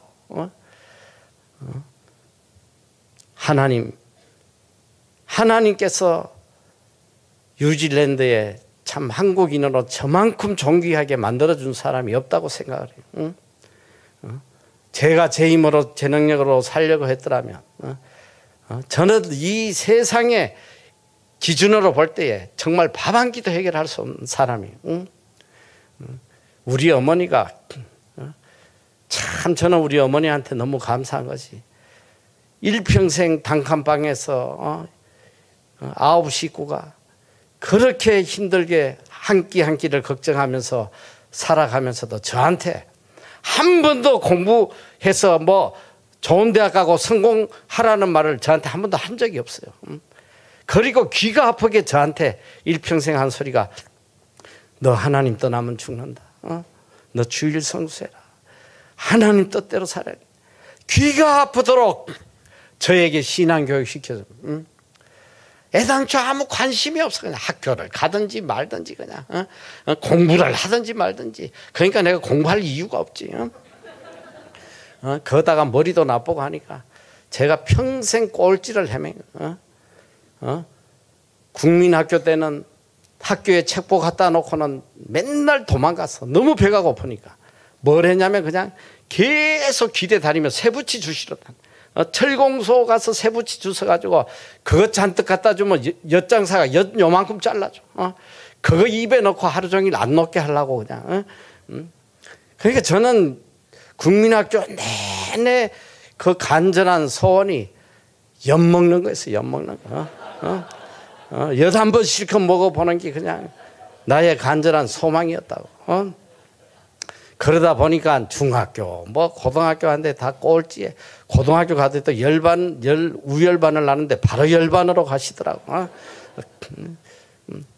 그래가지고 고3을 올라갔는데 내 꼬라지가 그때도 이 밤 10시까지 야자를 시키는데 이래 앉아있는데 코피가 책에 뚝뚝 떨어진대. 아는 건 하나도 없고 너무 한심한 거예요, 이게. 그래서 제가 고3 때 학교를 때려치워버렸어요. 내가 이렇게 학교 다니면 뭐하나 검정고시 보겠다. 그래가지고 나서 기초를 중학교 1학년부터 혼자 독학을 하는데 학원 갈 돈도 없고 원래 그 검정고시 학원 다니면 6개월이면 다 붙는데 저는 혼자 독학을 했더니 3년 동안 안 붙더라고. 3년 동안. 3년 동안 얼마나 마음고생을 했는지 그때 바싹 늙은 게 아직까지 회복이 안 되고 있는데 그때 20살도 안 돼가지고 길에 나가면 저를 보고 다 40살 이상으로 봤어. 늙은 사람이 저한테 자리를 양보하질 않나. 우리 형이 저보다 13살 많은데 우리 형 친구들이 우리 집에 오면 막 90도로 인사하고 와요. 큰 형님 계셨냐고. 그리고 대학을 가야 되는데 검정고시 과락이 있으니까 이게 저는 전형적인 문과이기 때문에 숫자나 부호 나오면 바로 쓰러져 버려요. 그러니까 이게 안 되는 거예요. 보는 것마다 다 그냥 다 포기하니까. 그런데 참 감사하게도 예전에 우리 때는 본고사가 있어서 수학이 있어가지고 대학을 갈 수가 없었는데 가끔 가다가 이 직장인들 위해 가지고 이 본고사가 없는 야간 대학이 있었어. 혹은 국어 영어만 보고. 그런 대학을 찾아가 가지고 시험을 보는데 보는 대로 다 떨어지더라고. 이제 군대는 끌려가야 되고 이게 어떻게든 들어가야 되는데 그 마지막 기회가 주어지는데 어느 산꼭대기에 있는 대학교, 이 천국이 제일 가까워. 어쨌든 산꼭대기 있는데 야간 대학인데 이 대학이 원래 여자 대학이에요. 여자 대학. 그런데 그 해에 남자도 모집을 하더라고. 남자도. 그래서 제가 이제 그 대학을 가지고 아침 9시부터 5시까지 그때는 이런 스마트폰이 없으니까 눈치 작전을 하는 거야. 끝까지 눈치 작전을 했는데 내가 들어갈 과가 하나도 없어. 그래가지고 5시에 마감을 하는데 그나마 제일 경쟁률이 낮은데 일단 원서를 넣었다고. 그게 무슨 과인지 알아요? 바느질 하는데. 의상학과라고. 요즘 같으면 진짜 남자도 많이 들어가고 앙드레 기민이 하지만 우리 때에 그 학과에 들어가면 신문에 나는 거야. 신문에. 세상에 거길 어떻게든 군대를 가면 이제는 대학을 못 가니까 어떻게든 아무 데나 들어가려고 했는데 얼마 뒤에 발표가 났더라고. 거기도 떨어졌어. 갈 바를 모르고 있는데 참 우리 하나님이 얼마나 고마우신 분인지 갑자기 학교에서 전화가 왔어요. 의상학과에 한 명이 등록을 안 했대. 오겠냐고. 할렐루야 하고 그냥 단숨에 가가지고 등록을 했는데 이제 밤마다 그 재봉틀에 그 여자애들하고 앉아가지고 바느질을 하는데 이야 참 나는 세상에 바느질이 그렇게 어려운지 몰랐어. 그냥 밟기만 하면 되는 줄 알았는데 밟으면 실 따로 놀고 천 따로 놀고 숙제는 내야 되는데 그래가지고 여자애들 다 가고 나면 쓰레기통을 뒤진 거예요. 여자애들이 실패해가지고 버리면 그거 주워다가 이름 적어내고. 제가 정말 얼마나 비참한 인생을 살았는지. 왜 제가 이런 이야기를 하냐면 제 세상에 이런 학력이나 이런 능력을 가지고는 밥 한 끼도 내가 해결할 수 없었던 사람이란 말이에요. 그리고 뉴질랜드에 갔더니 그때 뉴질랜드가 이민문을 열어가지고 대학만 나오면 줄만 서면 다 영주권을 다 줄 때야. 그래서 나도 줄 서봤지. 그랬더니 나는 안 주는 거야. 왜 안 주냐 그랬더니 이게 무슨 대학이냐. 이 대학으로 인정을 안 해주네. 인정을 안 해줘. 그래서 저는 5년 동안 신청 자격도 주어지지 않았어. 그런데 이제 더 이상 뉴질랜드에 체류하게 하지 못하게 될 때 하나님께서 어떤 기적을 일으키시냐면 뉴질랜드 이민법을 바꿔버리더라고. 대학 점수를 철폐해버렸어. 없애버렸어. 그리고 영어 시험 보라는 거야. 전부 다. 다 떨어지는데 나만 붙었어. 나만. 영어 시험 봐가지고. 뭐 영어 시험도 내가 볼 때는 실력으로 붙은 것 같지는 않고 하나님이 긍휼히 여기서 붙여주신 것. 여러분 정말 내 자식이 잘 되기를 원하면 철저하게 어릴 때부터 저기 뭐야 학원에 갖다 바칠 돈이 있으면 그 돈 가지고 애 손잡고 어려운 사람들 찾아다녀. 그 자식이 얼마나 복을 받는지. 어릴 때부터 철저하게 구제 훈련시키고 이게 우리가 이 땅에 살아가는 사명이란 말이야. 이웃 사랑하는 첫째 걸음, 첫 번째 걸음. 구제도 하지 못하는 인생이 무슨 이웃을 사랑하고 이웃을 사랑하지 않는데 무슨 하나님을 사랑하겠어. 이게 다 거짓된 믿음이란 말이야. 일평생 신앙생활해도 하나님이 내려주시는 은혜를 체험하지 못해요. 시편 37편 25절에 보면 내가 어려서부터 늙기까지 여인이 버림을 당하거나 그의 자손이 걸식함을 보지 못했다. 그는 종일토록 은혜를 베풀고 꾸어주니 그의 자손이 복을 받는다. 반드시 구제하면 내 자손이 그 열매를 거둔다는 거. 반드시 복을 받아요. 우리 어머니가 그 처절하게 가난한 삶 속에서 제가 어릴 때 보니까 십리길 되는 산골에 가서 교회를 개척하셨어요. 내 기억에 보면 그 이 조그만 방에 할머니들 몇 분 모아놓고 늘 예배를 인도하고 오시는데 수시로 우리 어머니가 이 광주리에다가 시루떡을 잔뜩 해가지고 그 험한 산길을 어두운 길을 가서 떡을 나눠주고 오시더라고. 제가 그때 이해를 못했어. 왜 우리는 안 주고 이렇게 남들만 갖다 주나. 그리고 그것이 인연이 돼가지고 제가 우리 어머니가 소천하시고 오랜 뒤에 울산에서 두 번째 큰 교회에 제가 집회를 가게 됐는데 그 교회가 어떤 교회인가 봤더니 이제 그 교회 사모님이 우리 어머니가 산골 마을에 전도했던 그 처녀가 사모가 된 거예요. 그리고 그 남편 목사님은 누구냐 했더니 우리 어머니가 예배를 드리러 갈 때 성경학교에 그 전도사를 가끔 데려갔는데 설교하러 데려갔는데 그 전도사하고 처녀가 눈이 맞아가지고 그 어쨌든 뭐 결혼해서 목회를 잘 하시더라고. 그 교회 가서 이제 집회를 했는데 그 사모님이 저희에게 우리 어머니에 대한 이야기를 들려주세요. 저는 처음 들은 이야기인데 주일날만 되면 그 산골의 청년들을 이제 어떻게든 본교에 예배를 드리게 하려고 십리길 되는 곳을 데려갔다는 거, 본교에. 그리고 예배를 마치고 나면 바로 점심시간인데 이 십리길을 애들이 밥도 못 먹고 가면 안 된다 해서 우리 어머니가 항상 점심을 먹여서 보냈다는 거예요. 그런데 점심을 이렇게 먹다 보면 냄새가 나니까 우리 애들이, 우리 가족이, 어린애들이 놀다가 냄새 맡고 막 집으로 뛰어오니까 우리 어머니가 호통을 쳤다. 호통. 나가라고, 들어오지 말라고 막 야단을 쳐서 항상 쫓아냈다는 거예요. 그때 이제 본인들이 먹을 게 없구나. 혹시라도 우리 먹을 거 뺏길까 봐 애들을 저렇게 쫓아내는구나. 그걸 항상 보고 왔다고 이야기를 하더라고. 여러분, 부모가 이렇게 선을 행하면 반드시 그 자식이 열매를 거두게 돼 있어요.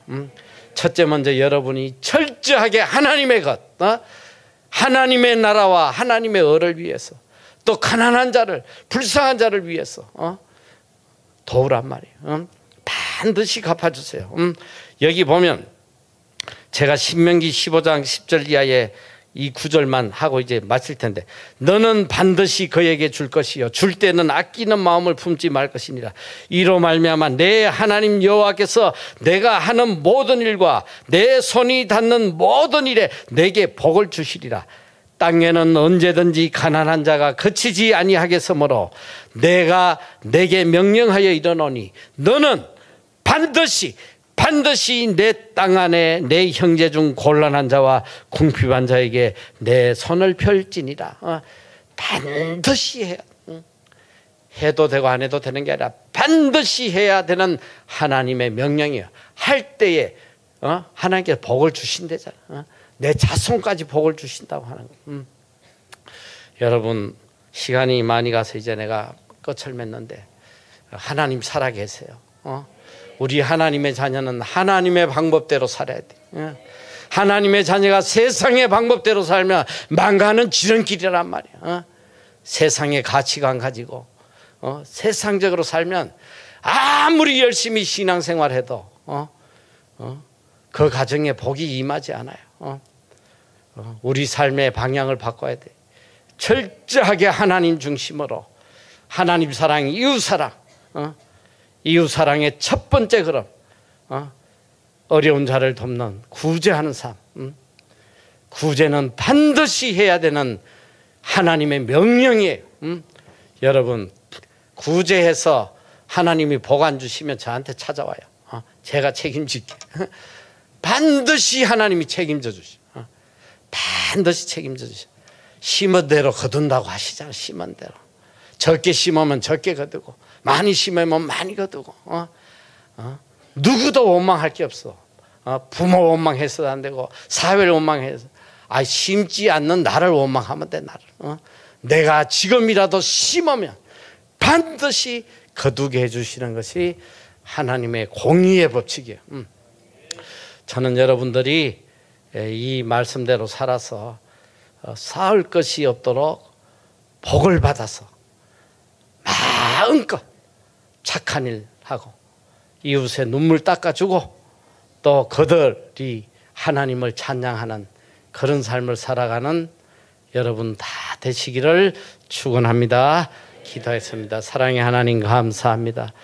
지금도 하늘 문을 열어 쏟아 부어주시고 싶으시나 그릇이 되지 못해 받지 못하고 있습니다.